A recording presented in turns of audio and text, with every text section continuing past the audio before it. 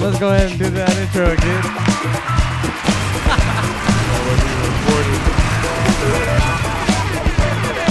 Welcome to the Christmas edition of the HotPot. We got our boy Magugu Thomas in the building, man. This guy is so funny. But man, we got so many other topics to talk about today. This is the Christmas edition, as y'all can tell. And the HotPot has made its full year revolution to this point. This is actually where we started last year, but we hadn't officially started releasing episodes till January. So, but yeah, this is it, man. This is it. New Year's coming up, and this is gonna be a pretty interesting episode. But we have Moy Leaves Javi Coro, the Floor is a Flava recap, which Thomas has a lot to say about that. And we got Doom Room recap, people fighting, new music from Cologne For Real, and Shad Crew. And I might have said that wrong. I don't know how to say his name. Breakfree award shows coming up. And finally, news is coming out. You guys probably already know, but Make History 2024. We got Rad versus the Rugged exhibition, and a lot of stuff to talk about that. Setting that aside, we have the one and only Magugu Thomas Benson in the pot. So y'all give it up for him. Chill a little louder, man. What up? Hey, so Thomas, this is Thomas's first time here in the studio in Austin, and we shot a few times here in Houston. But in Austin, we're in the OG studio. So, hey, man, I appreciate you being nice, man. That thing nice. Yeah, man. Ooh, my arms are sore from this workout. Hey, you still feeling it too? Bro, I'm not going that shit no more. I think I went in too hard, bro. Hey, that's how you supposed to go, though. Oh, man, I can't wait to get back in shape. But that stuff hurting right now. Yeah, that stuff, my stuff about to burst. It's about to burst right now. I can barely, lift my arms because I ain't trying to, I can't even go to sleep. It took me a long time. How much can you bench? How much can you bench? The last time I benched, I did a max with Shannon at LA Fitness. Okay. So that was a couple months ago. It was at least 250 something, maybe. You could bench 250. And I can't clear it, but I can do one. It's for a max. So well, I mean, yeah. But it wasn't just that. It was definitely a struggle. It wasn't nothing nice. But I mean, it's all about, because what I benched in high school was probably 220 something. So I just never went that high without trying. So, but I mean, I don't even really lift like that. I mainly do cardio. So, but we're gonna probably be changing that next year. Yeah, the insanity master. This is him right here in this perfect form. Yeah, I'm finna get that fit break going too. That boy Jeffrey got that new workout program. Y'all need to go hit that fit break up, man. Whenever y'all get a chance. They always. That stuff ain't no joke. That stuff right. Always. So, I mean, you guys already know, but we have two co-stars. So, Thomas is our second co-star along with Chaz, which is in the studio today. But let's go into some of the topics. What do you think about Moy leaving Javi Coro? Because he made a public video announcement saying, yo, I'm not going to do this anymore. They don't stand for what. Okay, so, I don't really know too much about Javi Coro. I know they represent in Houston, Texas, and, I don't really keep up with breaking like that. But specifically, I did hear about it. Y'all were telling me about it. So, is there a specific reason why he was leaving? There's something controversial that recently happened, or is it just he's just kind of retiring out of the game? I mean, it happened right after Doom Room. So, I don't know if it stemmed from that, but something made me feel okay, something happened at Doom Room to the point where it made people, or at least more, yeah, okay, I need to distance myself from this. And I'm not sure. I mean, I can't clear it and say that that's the reason, but from what I saw happen at Doom Room, it seemed like Marlon got in, Valet got in, Marcus got in. But Marcus, man, you need to calm down, man. You be getting mad, bro. I'm just saying, you getting into these fights with these people, man. Yeah, what's crazy is that was the only battle I saw was H and who was his partner? I think it was Jimmy. For that's H is the guy from the TikTok, right? Yeah, he got a 6-hour platformer. Yeah, so I like how explosive his sets are. Like, so, because he doesn't seem like the traditional b-boy. He seems more like a trickster kind of thing. But like I like the way he incorporates his rounds, and like it's not gonna just like be a pushover type. Like when he went against Gravity, that was the first time I saw him, and like actually that was like my favorite battle of that entire jam at the Red Bull Jam. But yeah, that battle was pretty fucking interesting. Wait, which one? The Gravity one or the one that happened at Doom Room? Well, both of them. But since we're specifically talking about that particular jam at the Doom Room, like I thought there was gonna be a fight because there's a lot of pushing, there's a lot of talking. Hey man, it was like, and the thing is, I saw it from Instagram, so I don't know if anyone else covered that jam. I don't think so, but I think Feel the Beat probably did they actually recorded. Put it up? No, I don't think so. Okay, yeah, because it was like we're watching from like Instagram perspective, like somebody's like cell phone or whatever. Yeah. But like, boy Marcus, yeah, they were just like, it seemed like they were just getting into it, or like I guess like Marcus was a little heated, so like he pushed him or whatever. And I thought they were about to fight because they really have been like, I guess kind of like, what's the word I want to look for or use? They've been like, I guess, keeping up and making sure that no one's like, I guess, getting into any type of brawl fights or whatever, because you don't really see any. And when you say they, who do you mean they? I guess like the moderators of the jam, whoever's hosting the jam or the MC, they're not really like letting anyone get to that type of action to where they start throwing fists or whatever. But he made a comment. He was like, "Hey man, no push." I think it was him, but he was like, "Hey, no pushing. If y'all want to push, then like expect to get stuck in the face and stuff like that." And that's like, how I'm saying. I'm like, that's how I feel. Like, yeah, and it's like I'm 100% with that. Like, I don't battle like that, but in the battle scene, in the breaking scene, we're outside. You push me, you better be ready to finish, because like that's unwarranted energy. Like, especially if I didn't put my hands on you, and that goes, for Marcus or for anyone that's in the breaking scene. Like, you got to be ready to expect what's coming next, because he's pretty young, so like I know he has a pretty good fair idea of what the scene is like. But I mean, me, I don't care about sponsorships. I don't care about who's paying me. I don't give a fuck about none of that. You put your hands on me, I'm gonna beat your ass. Like, wait, so you had got into an altercation? I remember high school. Yeah. There's someone. Yeah. So for those of y'all who don't know, Thomas is a world champion. He is a world champion, and he was practicing. Actually, all of us were practicing in a dance room, and I saw the whole thing happen in HD. Like, I was just like right next to the guy, and he was practicing his windmills. Some dude laying on the ground for no reason, and I was just like, bro, like get up, like move out the way. People practicing here. No, like this ain't the place to sleep. But I don't know. I felt like Thomas just rolled on his hair or something. Yeah, like so I did like a flare. I was trying to practice a flare, and he was laying on the ground, and so like he was kind of in the way, and so like. But he was out of view for you though. Yeah. Like he wasn't in your view. Yeah, he wasn't even in my views. I wasn't even looking. So like I kind of like did a flare, and laid. I guess like kind of laid on him or like on his hair. Yeah, it wasn't even like it was barely touching him, and so the first time like. I guess he kind of tapped me or like pushed me or something. So then I just like. No, he didn't tap you. No, well, the first time, because he did it twice. No, cause he punched you the first time. No, the first time he didn't. No, the first time he pushed me. No, he punched you. No, because I remember I let it go. No, I saw it. He punched you, and then you didn't react. No, yeah. Like, you see.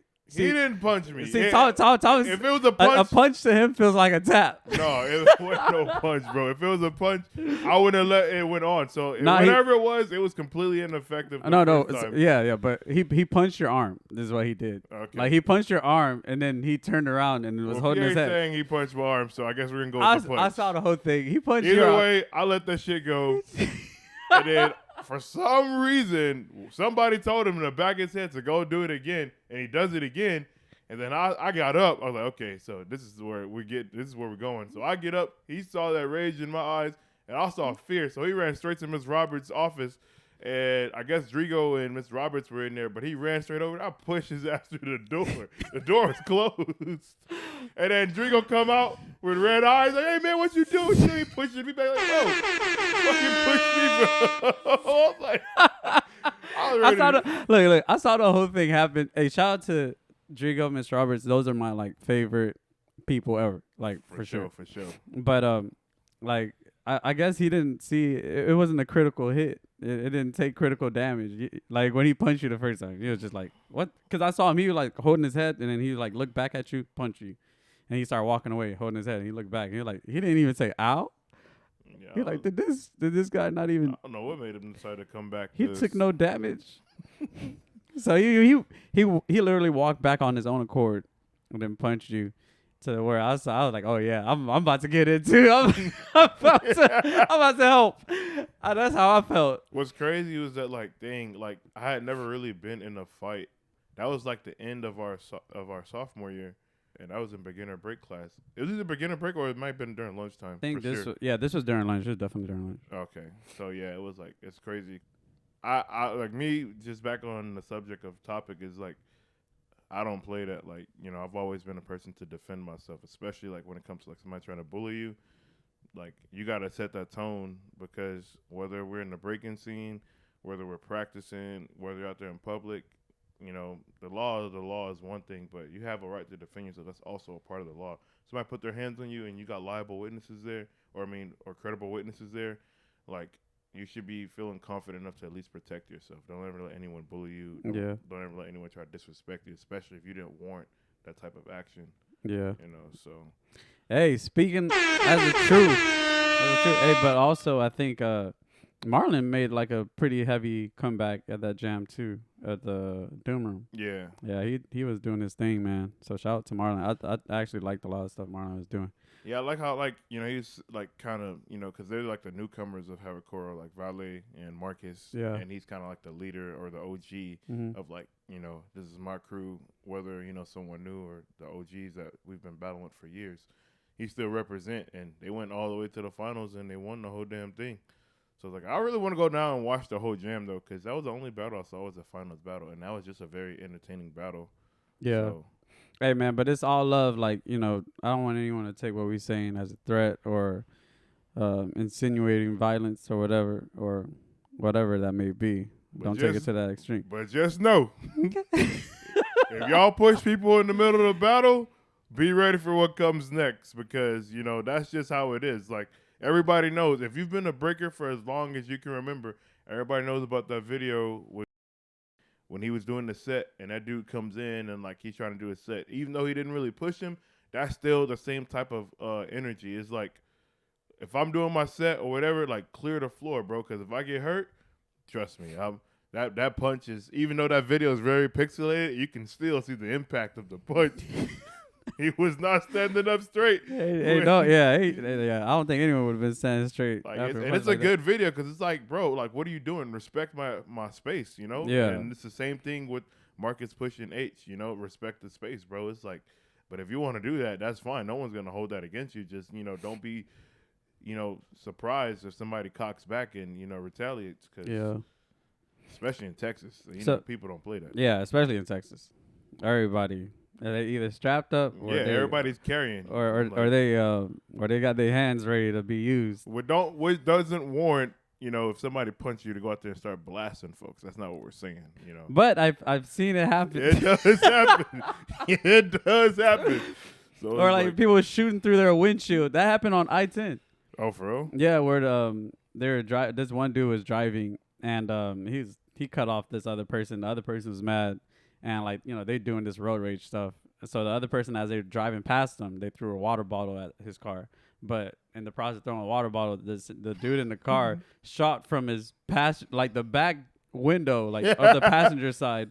So actually it's on this side. So he's a driver. He shot through the back side of his window all the way to the front windshield. And he missed all of it, but he got, like, felony and everything. He can't own a gun anymore. Too. Yeah. So... But that was I was based on it was off a road rage. That was road rage. But I mean, like, leaving that behind. I mean, aside from that, I think that's why I'm not saying. I think actually this might not even correlate to the issue at all. But that's following that event from what happened at Doom Room. I think this is when we saw Moy made his public announcement of leaving Havocoro. But so do you think like that's a big correlation to why? Like, I as known as long as Moy has been in the breaking scene, I really doubt, even though I'm asking that question, if that would correlate to him leaving Havocoro. I'm sure it's something else, maybe personal reasons or. That's what I feel too. I feel like it's a different personal reason, but it was just like, we saw that, and I've been seeing that video circulate, and then so we get the whole So the whole timing of it, I don't know. It just probably didn't work out. But yeah, you got any recommendation on new music? New music coming out. Who else? You have your eyes on any new artists? Honestly, I don't really know. Like me, I'm so experimental with music.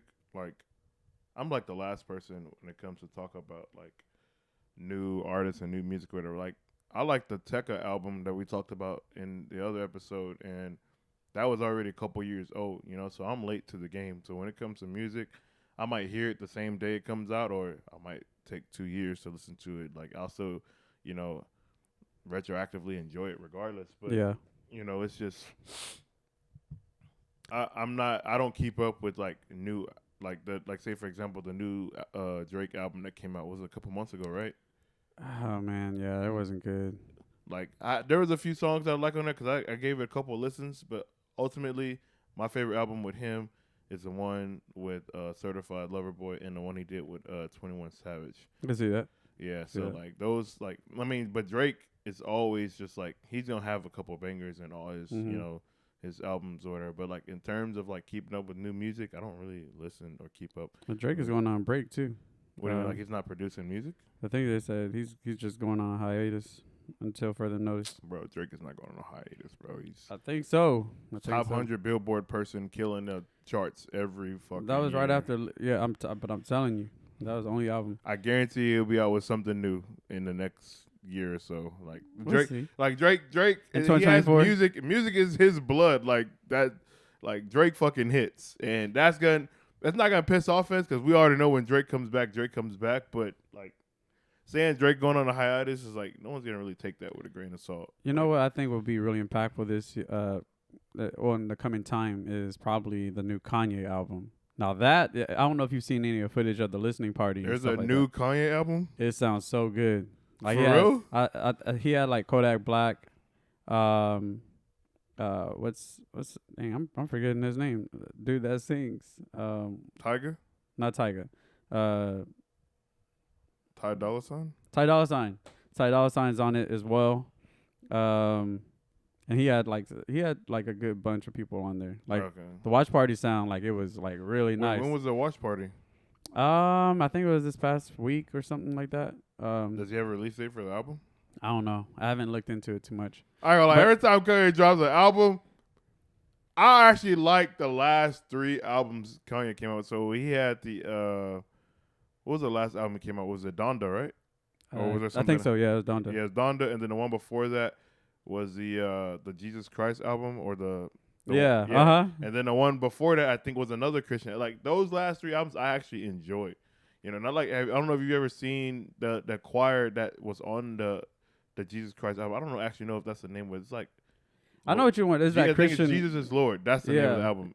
That whole choir, they have their own separate album, but it's Kanye's choir, and they have like some of those songs like focus on the vocals in terms of like choir, like church-based songs, and they're actually really good. Yeah, they're good. So it's like I've always liked Kanye as a producer before an artist, and like that's to me he stands out to me as a producer. So like anything that he's gonna make, I'm gonna give a listen. Like, and you can't like you gotta really go back and listen to songs that Kanye produced. Kanye's just like crazy good.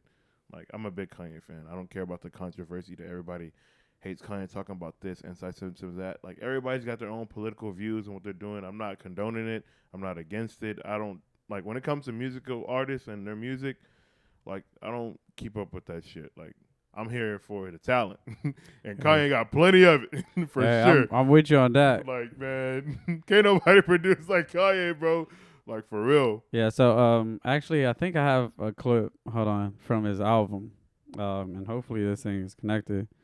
Let's see. All right, I think so these are a few clips from the album. So he had this song with Kodak Black. What was it? His daughter Northwest. Mm-hmm. She was on it as well. Oh, what? That's crazy. Yeah, and proud father. Hold on, let's go. All right, so here we go. We're gonna start out with Northwest making her verse on his album.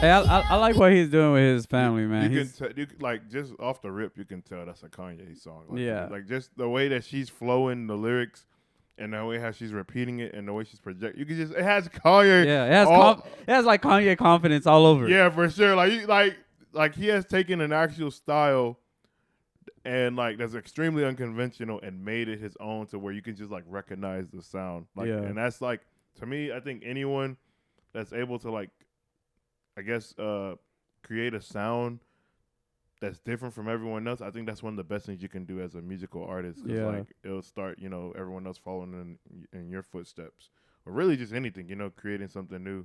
Because a lot of people aren't taking that chance or risk anymore. Everyone wants to kind of like repeat, rinse, and recycle everything, and like kind of just make the same thing over and over. And I think Kanye is like one of the few people that doesn't do that. Yeah, he's super unconventional. He gonna do it. Kanye gonna do what he want to do. Yeah, and he is not crazy, man. Y'all people, y'all be playing with Kanye. He is not crazy. This man has a very articulate way, an artistic way of trying to express himself. So, I mean, I definitely understand it. But that was just one of the songs. He had this other one with Kodak Black. So let me see if I can. I think this is the one with Chris Brown.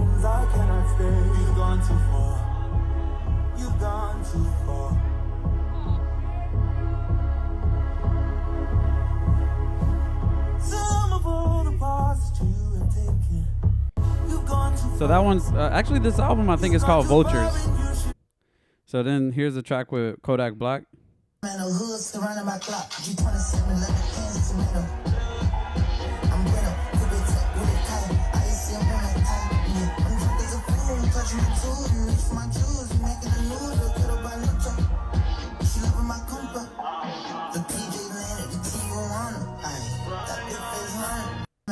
Yeah, man. I could tell, like, even though you can hear that, like, the quality is not there, probably because like it's from a party or ambient perspective. The bass is gonna be booming. It's gonna be crazy. I can hear it. I can just hear it. Like that stuff too nice. Yeah, I got send this to you. Red Boys. I think this is in France. So like that's Kanye's function. That whole it looked like it. It looked like so it. Imagine like you're being like a celebrity or whatever, and you get to go to like this type of stuff. Like, and I think this is something people don't really like, I guess, look forward to. So a lot of people don't like the idea of being a celebrity because they like the idea of privacy and stuff. But it's like, for me, you really think about it, it's 2023. There really is no fucking privacy. Like, in a way, yeah. Like, but I think that's why people will try and grasp onto the level of privacy that they have. Bro, it's like, who gives a fuck? Like, bro, like being private is fucking boring. Like, and it's like, don't get me wrong. I'm not saying, hit the mic. I'm not saying that you don't have to be private, but it's like, stop. I feel like, to me, not being private has not ever really hurt me in the sense, like, me putting myself out there then has only gave me more opportunities or more security in terms of wanting to actually secure more privacy. So it's like, I would be dope. Like, I'd be hyped to be at one of that shit, like Kanye's new album. He's giving a preview to everybody, and it's only like successful, famous people on that video. That's 100%. Because Kanye's not gonna just be previewing a new album that hasn't been released yet to like a bunch of like nobodies. Like, there's no way. So it's like, when we just got through watching some basketball footage, we're seeing a bunch of other social influencers sitting courtside. Like, I ain't gonna lie, I'm aiming for that shit soon because it's like, bro, I want to like I want to be at, like, I'm not saying I want to go out and party and drink and stuff like that, but like just to be at like something like that, I wouldn't mind going to something like that as like a fan of Kanye, listening to the early pre-release album that hasn't dropped yet. Like, that's stuff that I wouldn't mind attending. Okay. So that's kind of nice. All right. It does sound good though. It does. And that's just from Instagram perspective. Yeah. Like, I mean, this is not, and don't expect the best quality from an Instagram post, but I mean, overall, I think from what he has, like the talents that are on this album, Ty Dolla $ign, Kodak, and actually it seemed like Kodak kind of elevated. Like it seemed like he's more connected with the Haitian. Yeah, I culture. actually like that the way he was talking because like I don't really be listening to Kodak like that. Like I'm not saying I don't really like it. I never really gave him a chance to sit down and be like, do I really like Kodak or not? But I've never really listened to him outside of that Heaven on Earth song with Tekka, and that song sounded nice with Tekka's voice on it. Yeah. Hey, actually, so speaking of Tekka, he was actually my number one artist this year. Of on the Spotify Wrapped? Oh, well, they have one for YouTube also. Oh, okay. I got like 9 hours of Tekka on. Bro, and there's the one song. Which song do you think it is? It was the Need Me. Yeah. Hey, it's crazy. Hey, it's crazy because like I never really did the Spotify Wrapped or whatever. It just like popped up when I was on Spotify, and it said in the last 3 months I've played that one song more than like anything else in like a terms of like a month like consecutively. And I was like, damn. Because I was actually going to make like a little reel with that. Like, it was showing all the songs. Like, whenever I started dropping video content, I was going to use those songs that was like Spotify Rap was like showing which songs that I like played the most. Yeah. But yeah, that I'm sorry, bro. That album is just so like aesthetically good. It's just so good. Yeah. They ain't got nothing on Tekka on this one. But all right. Next topic.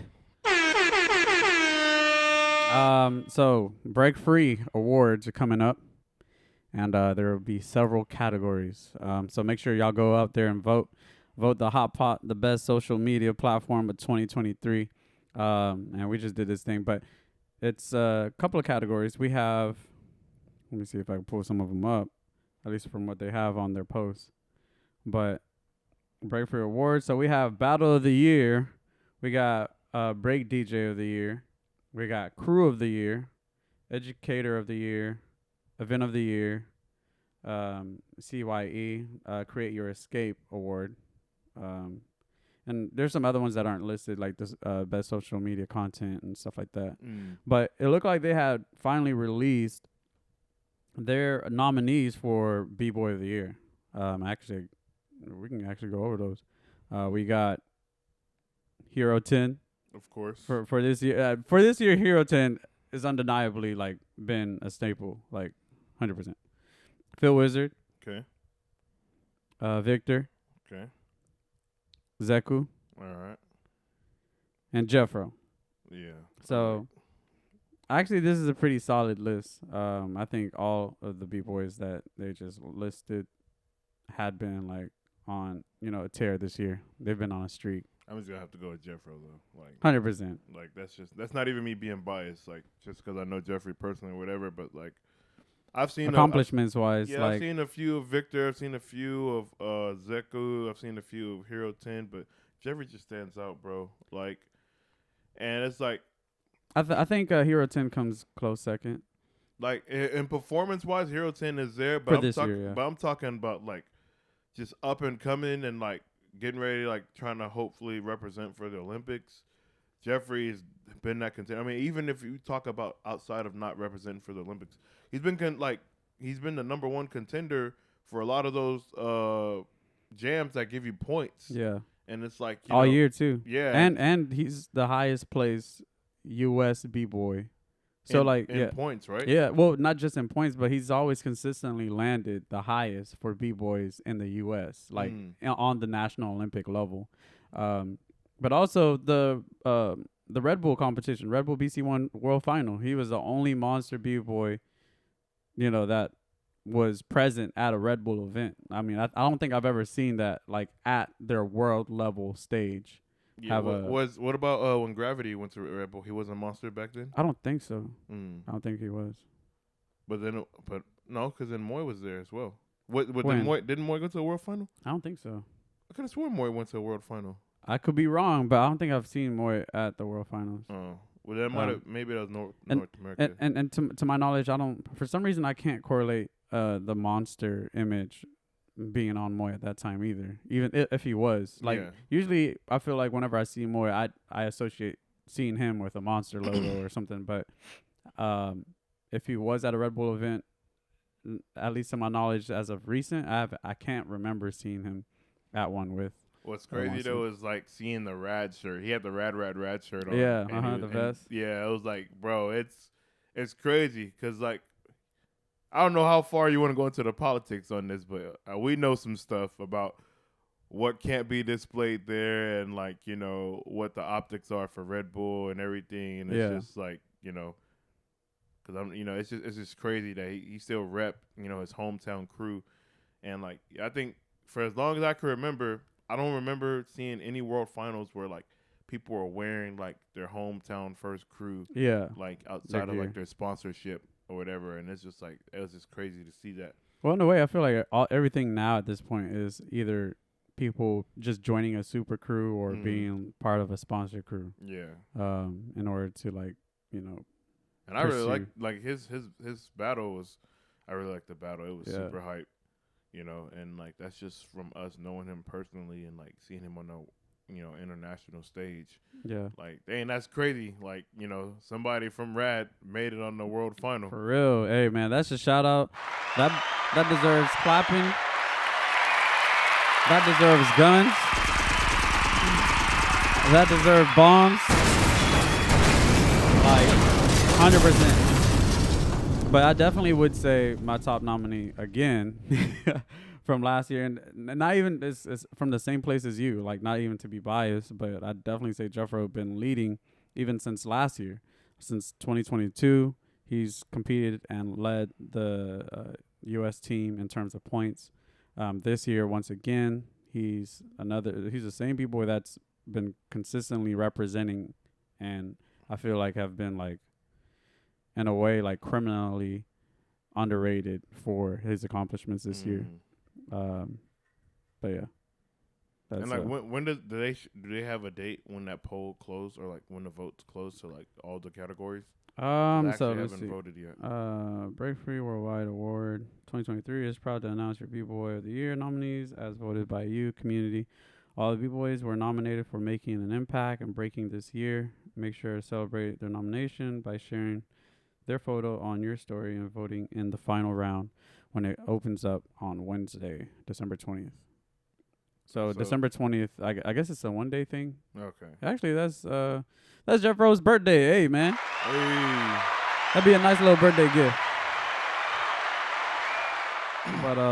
But yeah, man, that's it. And I think who's your second place? After Jeffrey? Yeah. Who is it? So it's Jeffrey, Zeku, Victor, Hirotin, and Phil Wizard? Yeah. Probably Phil, if I have to say. After everything I've seen this year, for sure Phil as a second up-and-comer. Actually, I can see that, yeah. I can see Phil being second. It's either Phil or Hero. It's a close between either of them. Like Hero, I've only seen a few jams, and his performance is always nothing short of amazing, but like I've been watching full jams with Phil, and like Phil's just different. Like, but this is only geared towards this year alone. Yeah, that's why I would know. For sure put Phil, like, because I've seen a lot of the jams that Phil went to this year. I've seen at least 3 different jams that Phil went to from like the beginning to the end, like whether he started like in the top 16 and went all the way to like the semifinals or whatever. For sure, Phil, and then even his performance at Red Bull before losing to Hong 10 was fucking crazy. Yeah, like, you know, they had some crazy battles. They in that did, lineup. bro. Like, and that was pretty good. You know, it's just it's crazy. Like, cause his style is so abstract. It's definitely not the conventional style of breaking. And like he's like perfected it like to a point where it's like I'm on the international level, like being a Red Bull finalist, you know. So it's like, you know, shout out to Phil. Hey, too. shout out Phil. So actually, speaking of battles, there's another one that we kind of wanted to do a quick recap on, but it is Floor is the Flava 2023. Oh my God. The winners of this competition were bro. It was Diaz and who else? Oh, Amir. And Amir. Yeah, so Diaz and Amir. So shout out to you guys for winning. That at least deserves some applause. Yeah.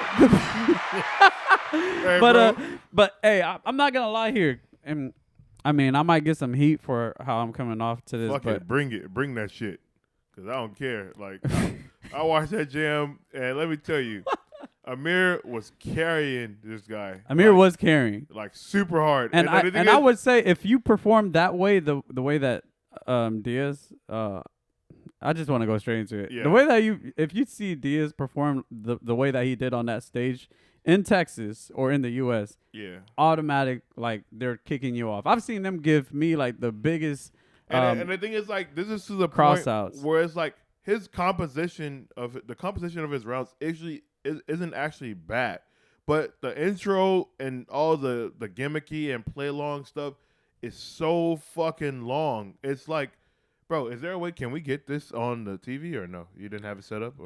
No. I mean, I think we could, but yeah, we'll probably have to do like a reaction, like video. Yeah. That's I would prefer to do a reaction to that. There is a battle, and I suck as a b-boy, right? I don't even have any of my moves that I barely had, like, so I'm not conditioned to be a b-boy. With that being said, when it comes to b-boy intellect, it's all still there. I know how to judge. I know how to see if someone wins a round. And I can give you a very, objective taste or perspective on who should win a battle or not. Bro, there is a battle with Amir and Diaz. I think it was against who? It was Jeremy and No, Palmer? not that one. The other one. Was it? We're talking about something Rock? Yeah, Zip Rock. Zip Rock. There is a round that Diaz goes on there, and he's like walking around, playing around, doing all this or whatever, kind of just walking around, circling or whatever. Then he takes a knee, and he holds it for like fucking 10 seconds, bro. He actually laid on the ground for 10 seconds, and we timed it. It was just like... Bro, it was at least 10 seconds. I'm like, what the fucking fuck, bro? Like, bro, and then they, like... I ain't gonna lie. I think Zip Rock's partner probably wasn't given a convincing, like, I don't think Zip Rock's partner carried his weight. But I'm even in, like, I'm telling you right now, if I'm on the judging panel and I see you do that shit right, you automatically lose your round. Like he was laying down for 10 seconds is a long time. Yeah. Like, imagine you sitting at a light for 10 seconds. The same way you feel about that, imagine seeing yourself on a dance floor laying down with music playing for 10 seconds. That's an extremely long time. So... whenever you see something like this, and on average, most rounds they last about 30 seconds. I think if you can fit the contents of your round into a 30-second window, then that's a viable, plausible round, at least in terms of time. But 10 seconds just on laying down. And that wasn't the only time. Like, he does it when they go against Jeremy and Palmer. Hero he does 10. he does like a bridge freeze. And he just sits there, and then, like, Palmer interacts with him, put his foot on his foot. Like, this shit is goofy, bro. This shit is, like, goofy as hell. And it's like, I want to know if anyone can give comment on this video when it comes up, when it drops. Like, I'm talking specifically about B-boy or judge.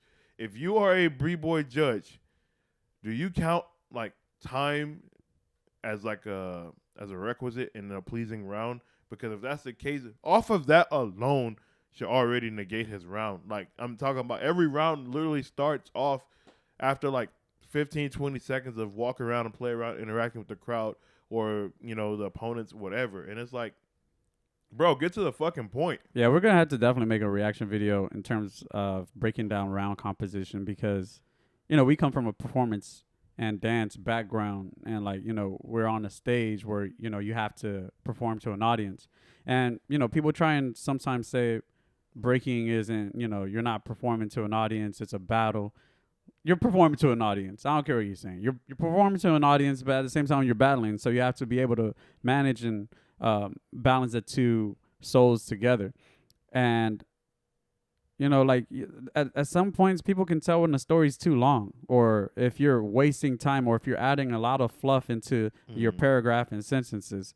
But that's something that I feel like a lot of times breaking, or people in breaking, they overlook, especially the judges. We need to do something on the judges to like say like, what are you guys looking at? Because I couldn't be a part of a panel that's gonna consistently judge in that type of direction. It's not. It makes no sense. I really do wonder what the criteria is to be a judge at some of these events. Yeah, and that's the thing too. I feel like as a judge in the scene, you have to have some type of like history of like winning jams and all this or whatever, which gives you obviously a more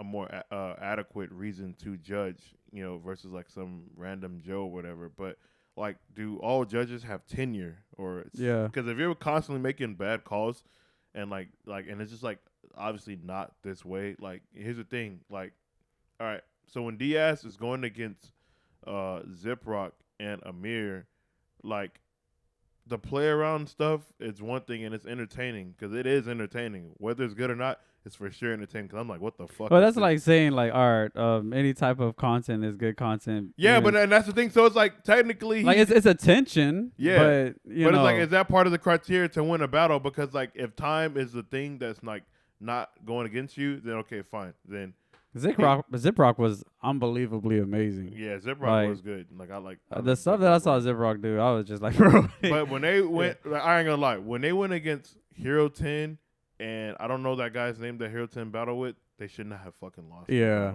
Hero 10 and his partner, they definitely, their team definitely won. Yeah, for sure. And I was like, that was a highway robbery. But I mean, you saw the comment section? Yeah, all the comments are all riding Diaz. Like, and I don't know, because there's a comment on there. It's got like 50 likes, and it's like, oh, Diaz is amazing or whatever. And like, he is entertaining, but he shouldn't have won that fucking battle.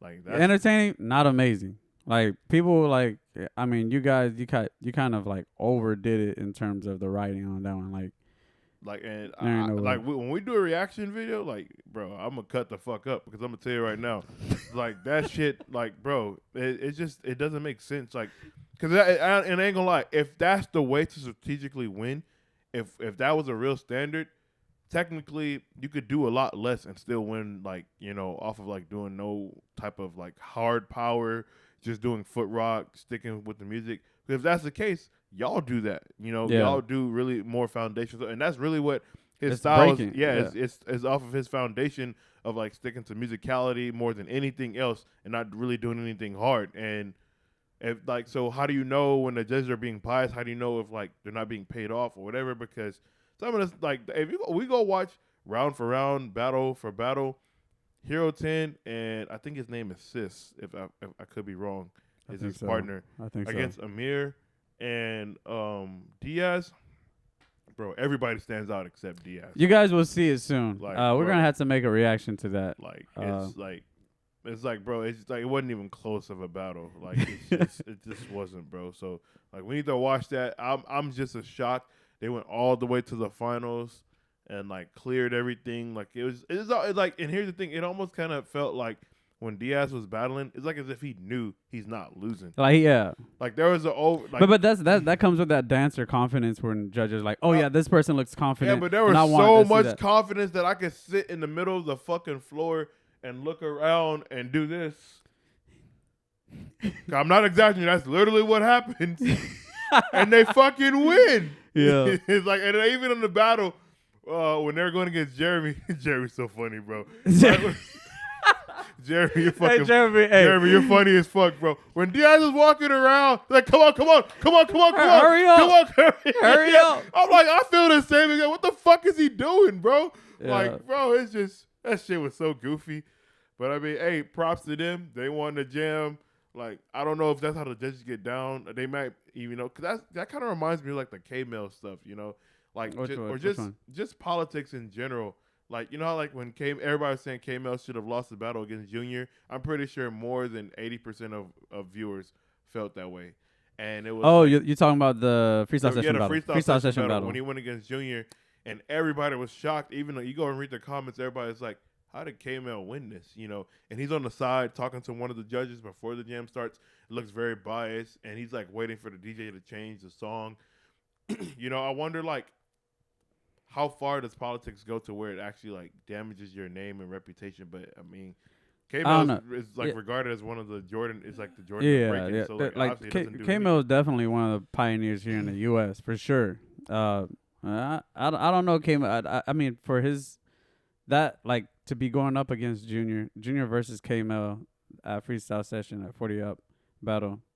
I ain't gonna lie. I don't think you won that, K-Mel. I mean, with much respect. I mean, I love the dude and what he's done, like, especially in the past. K-Mel's a beast. But at least in that battle, that particular battle, that final battle, I thought Junior probably took that one. Yeah. But I do think K-Mel started getting more of the advantage after the first 2 rounds or something. Well, it was like 5 rounds. I don't remember. No, I but think it was 3 rounds. okay, Yeah. but I think you can see Junior losing steam, but at the same time you see K-Mel look more consistent. Yeah, and like, but I remember for sure. I think personally, Junior won at least 2 of those rounds. I think so too. Yeah. You know?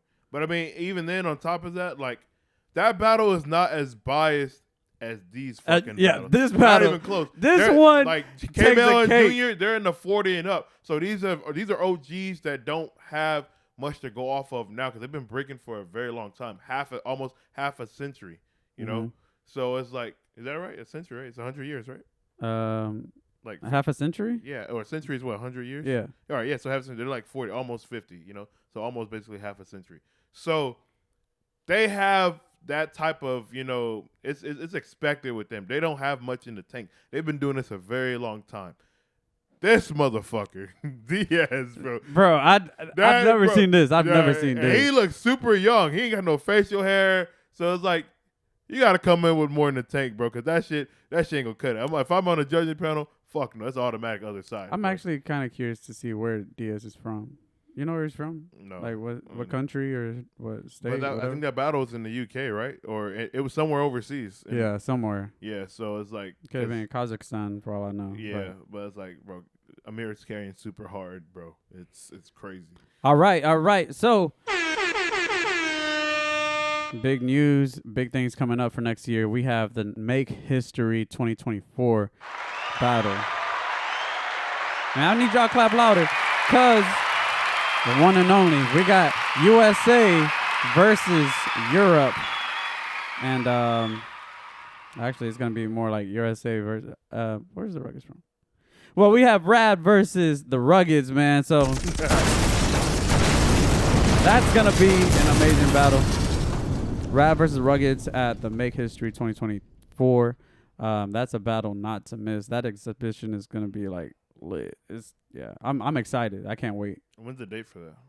I think it's like February 14 or 15 or something. Okay, so yeah, like a whole almost basically 2 months from now.